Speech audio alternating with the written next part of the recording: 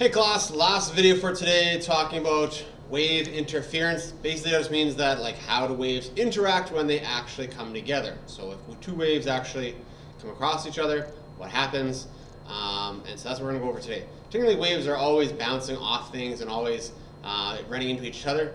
And you can, like, if you're talking with somebody, again, waves, like when you talk, you keep vibrations, which are kind of like waves in the air. And so when you can talk, waves are always interacting. And so let's just talk about the very, very basics of it, of how a wave will go on. So now this is technically just the trough or the crest of a wave, but we're going to use this just as an example because we're going to talk about, again, talking about how just they interact. So we're just going to use little pulses. Like if I have this thing here again, hopefully I don't hit myself.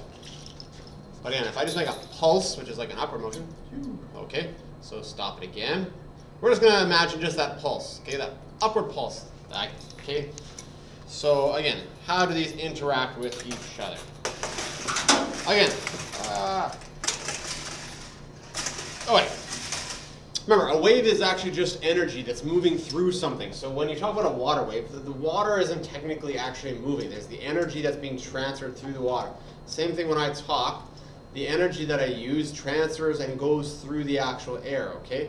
When I do the slinky, I push energy into the slinky. Slinky goes up and down. The wave or the energy just moves from side to side. So here we have two waves, two kind of, we're going to call two crests, sorry. We have two crests that are going to eventually meet each other. And so these two energies, the two crest energies, are going to meet. So when they actually meet, what happens? So we're going to say this is the before, and then we're going to do a middle, and then we're going to do an after. Well, when they actually meet in the middle, I'm going to do this now. I won't draw. I'm going to leave a little spot in the middle. When they actually meet in the middle, they're going to make, I guess I probably should have kept those for a second. They're going to make a larger. Okay, so if we had this and this, oh, come on, there we go. So if we had two crests, you can see that they're going to, like, basically, if this was 1 meter and this was 1 meter, they're going to make 2 meters, okay? They're going to basically, again, the energy is going to constructively, basically, add to each other. And this has a word, it's called constructive interference, okay? And I'll put that down kind of right here. So this one right here is constructive. Constructive interference. Interference. And again, if you go through the PowerPoint that I have some little video clips of this as well. And I'll probably send a little video showing this as well. But it says constructive interference. Basically, you can see that, again, the energy has been put together to make a bigger crest. All right? So I'm going to leave these two here, but let's show what happens if I have a crest and a trough that meets in the middle. Again, if you have a crest and a trough, basically what happens, as long as they're the same, like let's say this is 1 meter high crest, 1 meter high trough, or 1 meter low trough, I guess, they're going to cancel out because basically the crest and trough cancel out. And so if you were to actually be able to get a perfect crest and trough that will cross, you can actually get them to cancel out for a little bit. Okay? So that's called destructive interference. Destructive interference. Interference. Okay? And I'm really wishing we could have, again, a lab with this, because basically what we get to do for this wave interference is I let you guys play with slinkies. One person tries to put a crest. On the other side, someone sends a little pulse of a crest, and then you meet. You get a massive one. And then you try and do the opposite. You try and one person makes a crest, one makes a trough. You go and they try and cancel each other out. It's actually, again, for me, it's quite a lot of fun to try and see that happening. So, but we're not totally just done here yet. So we have constructive interference and we have destructive interference.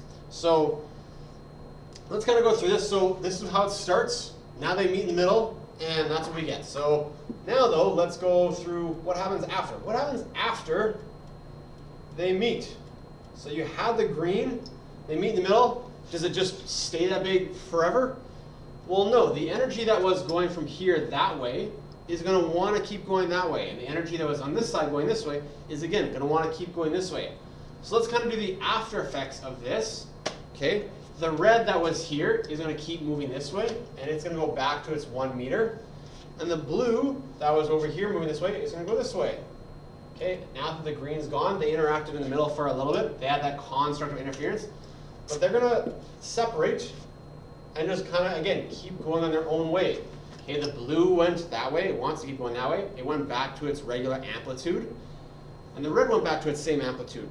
Okay, but they passed each other. For a brief moment, they had construct of interference, they build on each other, but then they keep going their own ways. Same thing over here, okay? We have blue going this way, we have red coming this way. Red was a trough, so I'm going to keep red as a trough. And blue is a crest, it's going to stay as a crest.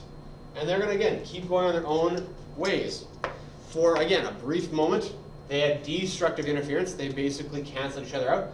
But after that moment when they cross, they're going to keep going on their own way just as they wanted to. Because, again, it's an energy. It's not actually like, it's not two physical things. It's not two actual physical like people moving. It's just the energy that's moving through something. So they're gonna interact with each other when they actually like go like again, if you on the slinky, at a certain moment they're gonna interact. But after that, the energy is gonna transfer through, and they're gonna go on their own way. Okay, so that's kind of the last video for this first week. Again, the live class is gonna have some more helpful tips and definitely some helpful things for the practice sheets that we're doing, and especially some good helpful tips for the assignment that's going to be on this week. So please be there for the live class. But if you didn't, either talk to me and we can try and get together, or really try and look at that PowerPoint. It has a bunch of stuff too. Okay, thanks class.